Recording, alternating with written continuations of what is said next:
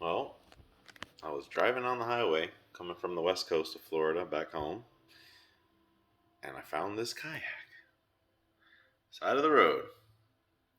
So, of course, it's got some pretty good damage.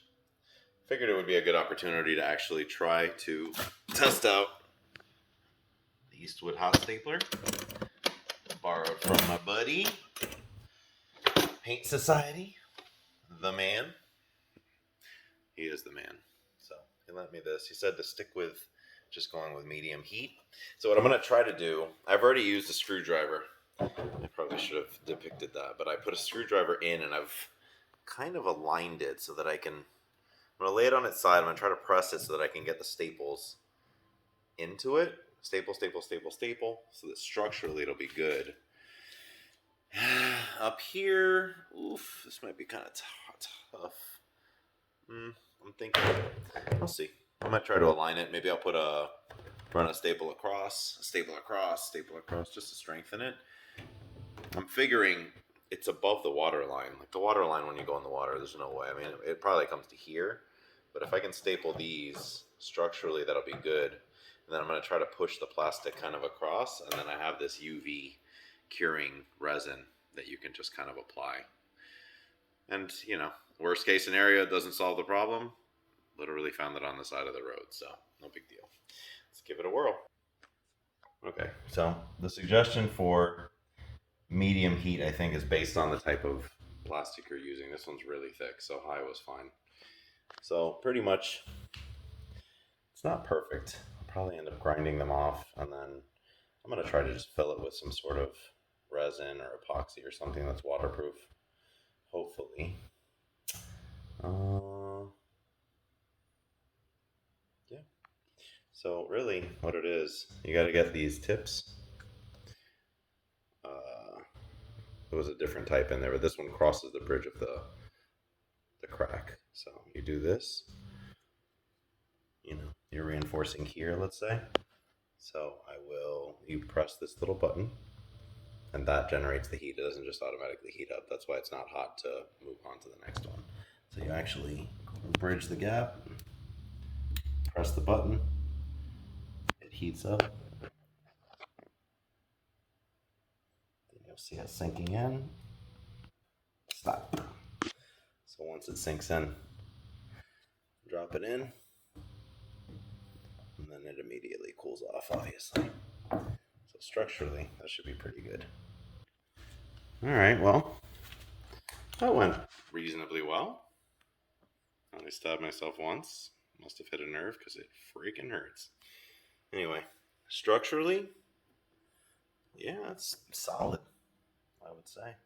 So now I'm going to try to take this soldering iron I have with a flat-headed tip, and I'm going to try to just smooth out the plastic, see if I can get it to melt back across to itself. I don't know. We shall see. Wish me luck. Okay. It had pliers in there, but because it's where the handle is and where you're going to be touching, I'm actually using this. So, just knock it.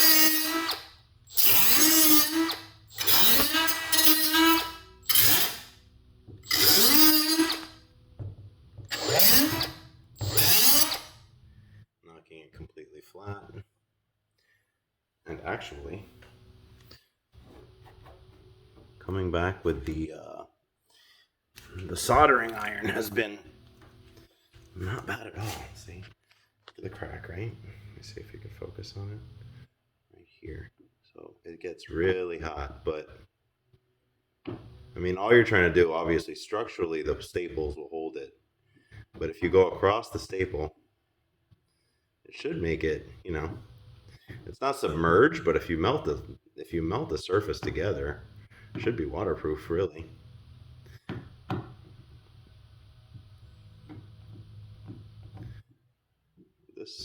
This works. Oops.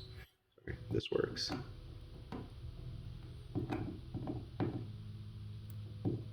You just kind of treat it like a paddle.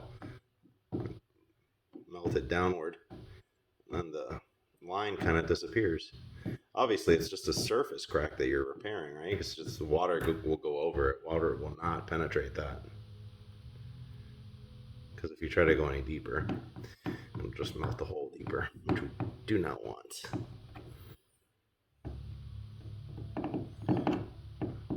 Very cool. Glad I picked it up. And there you have it, folks. Not bad. Perfect? No. Let's see if I can. But, see, is that? That's good. Just set this down on the cover. That's great. And just kind of smooth it over, smooth it over, smooth it over. So what I tried to do was melt so that as I melted the plastic, I kind of shove it into the crevice. I think we're good here. I think we're good here. That's going to be, I think that's actually going to be good enough to be watertight, honestly.